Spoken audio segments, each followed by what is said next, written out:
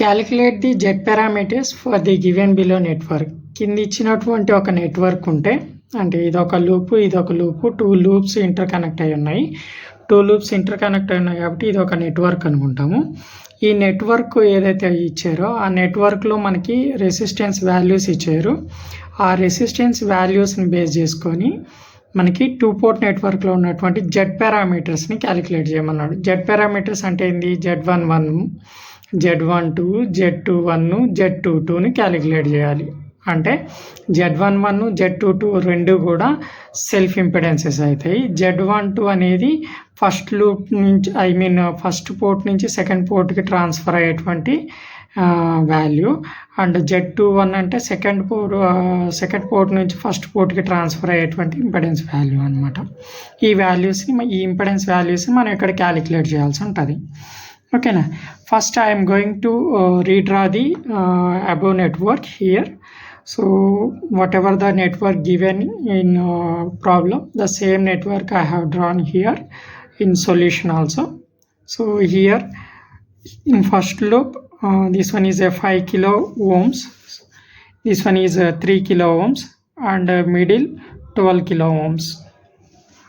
So it's mean in between 2 loops we have a 12 kilo ohm resistance. First we are considering this one as a one loop and this one as a second loop. In first loop current is I1 and the second loop current is I2. Okay, so between these two we are taking I1 plus I2 currents, because this loop current also flowing in this direction and this loop current also flowing in the same direction. So same direction కాబట్టి I1 plus I2 వచ్చింది ఇక్కడ. అంటే ఇటు నుంచి flow అయ్యేటువంటి current ఇట్లానే flow అవుతుంది, ఇటు నుంచి ఫ్లో అయ్యేటువంటి కరెంటు ఇట్లానే ఫ్లో అవుతుంది. సేమ్ డైరెక్షన్ కాబట్టి ఇక్కడ I1 ప్లస్ I2 తీసుకున్నాం. ఒకవేళ ఈ ఫ్లో ఆఫ్ కరెంట్ ఇట్లా ఫ్లో అవుతూ ఈ లూప్లో ఉన్నటువంటి ఫ్లో ఆఫ్ కరెంట్ ఇట్లా ఫ్లో అవుతుంటే అప్పుడు ఆపోజిట్ అవుతుంది. కాబట్టి ఆపోజిట్ డైరెక్షన్స్కి మనం ఏం చేస్తాము? సో ఆపోజిట్లో ఉన్నప్పుడు ఏమవుతుంది అంటే ఇటు నుంచి వచ్చేటువంటి కరెంటు ఇటు నుంచి వచ్చే కరెంటు రెండు ఆపోజిట్ అయినప్పుడు ఇక్కడ ఫస్ట్ లూప్ని బేస్ చేసుకొని రాసేటప్పుడు I1 మైనస్ I2 అని రాస్తాం. అదే సెకండ్ లూప్ని బేస్ చేసుకొని రాసేటప్పుడు I2 మైనస్ I1 అని రాస్తాం అనమాట. ఆపోజిట్ ఉంటే ఇక్కడ సేమ్ ఉంది కాబట్టి I1 ప్లస్ I2 తీసుకున్నాం. ఓకే, సింపుల్గా చెప్పాలి అంటే ఇదొక రూము, ఇదొక రూము, ఈ రెండు రూమ్స్కి మధ్యలో వాల్ ఉందన్నమాట. అంటే ఈ రూమ్కి మధ్యలో ఉన్నటువంటి ఇది ఒక కామన్ పాయింట్ అనమాట. అంటే ఈ రూమ్కి రెండింటికి కూడా సమ రిలేషన్ అనమాట, ఈ మధ్యలో ఉన్నటువంటి ఈ రెసిస్టెన్స్. ఓకే, సేమ్ అలా అజ్యూమ్ చేసుకుంటాం. Then next we will go for apply KVL for first loop. ఇక్కడ KVL అప్లై చేస్తున్నాం అంటే కిర్చాఫ్ వోల్టేజ్లా అప్లై చేస్తున్నాం. వోల్టేజ్ V = IR అవుతుంది అనమాట. అంటే కరెంట్ ఇంటూ రెసిస్టెన్స్ అవుతుంది. సో ఇక్కడ ఫస్ట్ లూప్లో తీసుకున్నట్లయితే ఇక్కడ డైరెక్ట్గా వోల్టేజ్ ఉంది కాబట్టి V1 అని డైరెక్ట్గా రాసేసాం అనమాట ఇక్కడ. ఓకేనా. ఇప్పుడు ఇక్కడ రెసిస్టెన్స్ ఉంది. సో ఆ రెసిస్టెన్స్ ఈ లూప్లో ఉన్నటువంటి కరెంట్ ఈ రెండు మల్టిప్లై అవుతుంది. సో అదే V = IR అవుతుంది అనమాట. అంటే 5K into I1 current. So ఇది ఈ లూప్కి రిలేషన్ ఉంది, ఈ లూప్కి రిలేషన్ ఉంది, రెండిటికి కామన్ పాయింట్గా ఉంది కాబట్టి సో ఇక్కడ ఉన్నటువంటి resistance 12 kilo Ohm's into I1 plus I2 అనమాట. Okay, 12 kilo Ohm's I1 plus I2.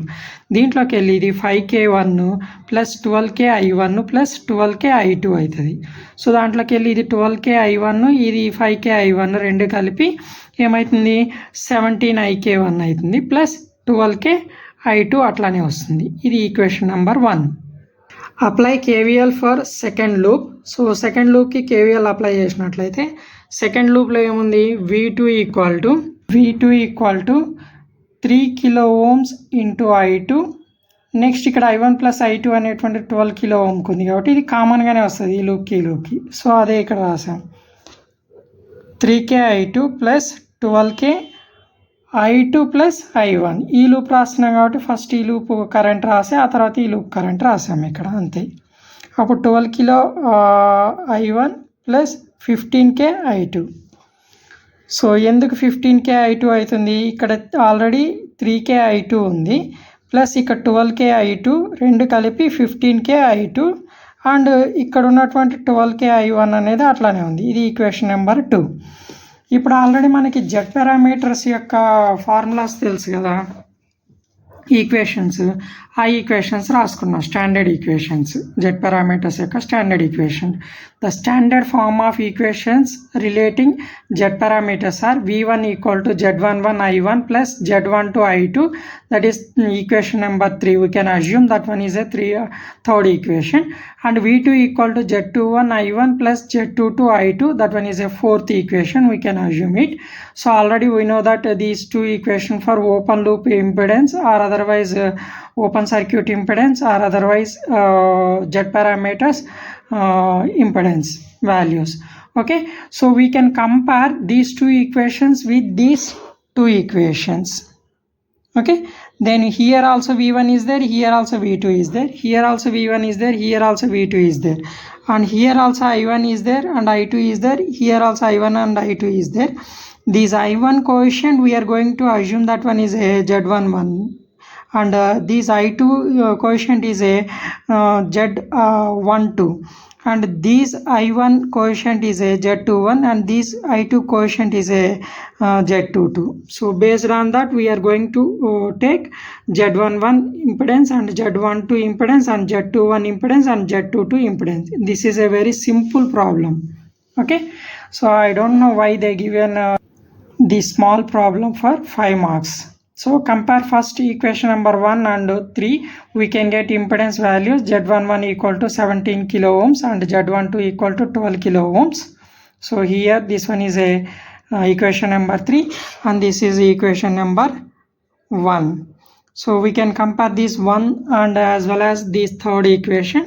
Then we can get Z11 equal to 17 kilo ohms. Why? Because here I1 coefficient is Z11. That Z11 equal to, here we have a I1 coefficient is 17 kilo ohms. That 17 kilo ohms only. Here we have written Z11 value. The same like Z12 equal to 12 kilo ohms. Why? Because here I2 coefficient is Z12. The same I2 coefficient is here 12 kilo ohms. So that's why Z12 equal to 12 kilo ohms. Then we can compare equation number 2 and 4. This is the fourth equation. This fourth equation we are going to compare here the second equation. So here I1 coefficient is 12 kilo ohms. So that 12 kilo ohms only the Z21. So here Z12 12 kilo ohms and Z21 also a 12 kilo ohms. Okay, so here I1 coefficient is Z21. Then here I2 coefficient is Z22. So here I2 coefficient is 15 kilo ohms. So that Z22 equal to 15 kilo ohms simply.